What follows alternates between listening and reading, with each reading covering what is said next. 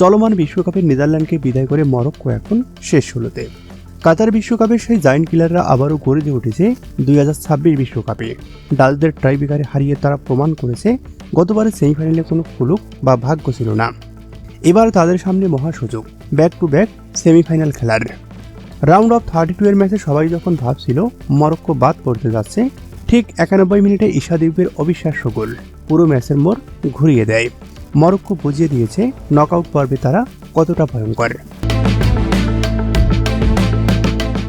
এবার কোয়ার্টার ফাইনালে ওঠার লড়াইয়ে মরক্কোর সামনে স্বাগতিক কানাডা। ইতিহাস কিন্তু মরক্কোর পক্ষেই কথা বলছে। এখন পর্যন্ত এই দুই দল মুখোমুখি হয়েছে মোট 4 বার, যেখানে 3 বারই জয় তুলে নিয়েছে মরক্কো আর 1 বার হয়েছে ড্র।